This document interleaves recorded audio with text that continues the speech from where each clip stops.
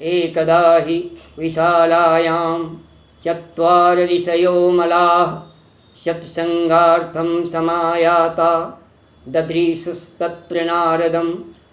एक दिन विशालापुरी में सनकादि ऋषियों ने नारद जी को देखा।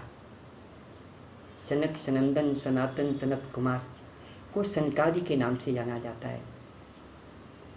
उस समय नारद जी अत्यंत उदास, दुखी नजर आ रहे थे।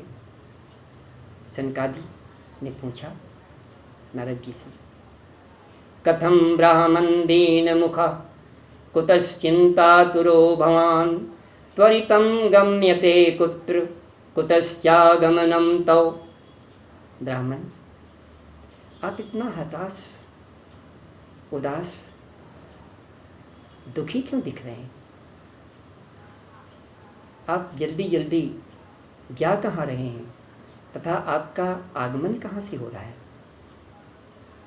इदानीं शून्यचित्तोऽसि गतवित्तो यथा जनः तवेदं मुक्तसंगस्य नोचितं वद कारणम्।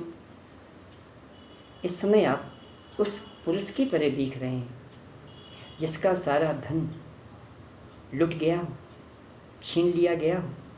आप जैसे मुक्त संग, सर्वथा विरक्त रहने वाले संत के लिए नोचितम वद कारणम, यह उचित नहीं है। इसका कारण बताइए। तब नारद जी ने सनकादि को सारा वृत्तांत सुनाया। अहम तो पृथिवीं यातो ज्ञात्वा सर्वोत्तमामिति पुष्करं च प्रयागं च काशीं गोदावरीं तथा हरिक्षेत्रं कुरुक्षेत्रं श्रीरंगं सेतुबन्धनम् एवमादिषु तीर्थेषु ब्रह्ममाणितस्ततः। नारद जी कहते हैं, पृथ्वी को सर्वोत्तम लोक जानकर मैं यहाँ विचरण करने के लिए आया। मैं पुष्कर गया, प्रयाग गया, काशी गया, गोदावरी गया, हरिद्वार गया, कुरुक्षेत्र, श्रीरंग, सेतुबंध इत्यादि स्थलों का विचरण करता रहा, लेकिन कहीं भी मुझे मन को संतोष देने वाली शांति प्राप्त नहीं हुई। इन सभी स्थानों में जहाँ कहीं मैं गया, मैंने क्या देखा? सत्यम नास्ति तपः शौचम दयादानं न विद्यते उदरं भरिणो जीवा वराकाः कूटभाषिणः।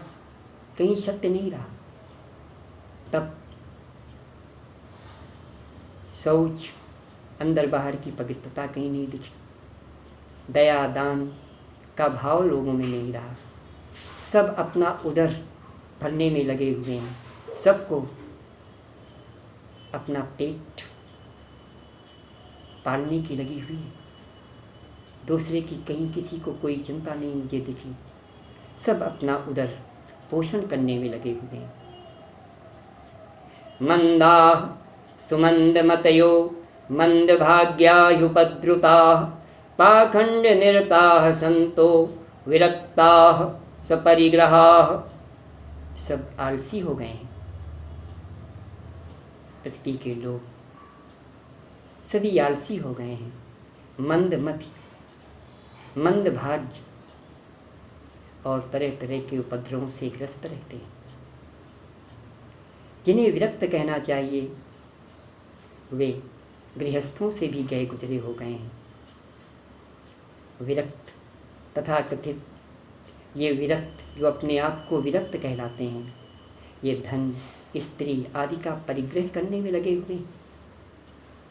तरुणी प्रभुता गेहे श्याल को बुद्धिदायक कन्या विक्रयणो लोभाद दंपतीनां चकलकनम। घर में स्त्रियों का राज चलता है। साले साहब से सलाह लेकर के कार्य किए जाते हैं। घर में बड़े बुजुर्ग बैठे रहते हैं, माता पिता बैठे रहते हैं, लेकिन उनसे कभी कोई सलाह नहीं कोई लेता। साले से पहले सलाह ली जाती है जब कोई कार्य करने को होता है, किया जाता है। और इसके साथ साथ सबसे नैराश्यपूर्ण बात जो नारद जी बता रहे हैं, जो दंपति अपनी पुत्री को जन्म देते हैं वही लोभवश, धन के लोभवश, लालचवश अपनी पुत्री तक को बेचने में नहीं हिचकते। ऐसे लोग मैंने देखे। आश्रमा यवनै रुद्धास्तीर्थानि सरितस्तथा देवतायतनान्यत्र दुष्टैर्नष्टानि भूरिशः। पवित्र आश्रमों में, तीर्थों में, पवित्र नदियों में विधर्मियों का अधिकार हो गया है। इन विधर्मियों ने देवालयों को नष्ट कर डाला है, उनकी शुचिता पवित्रता को नष्ट भ्रष्ट कर डाला है। न योगी नयो सिद्धो वा न ज्ञानी सत्क्रियो नरः कलिदावानले नाद्य साधनम भस्मताम गतम।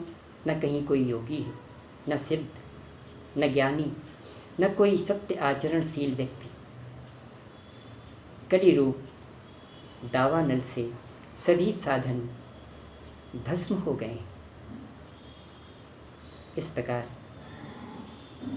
कलियुग के सभी प्राणी कलिकाल के प्रभाव से प्रभावित होकर मनमाना आचरण करने लगे हैं।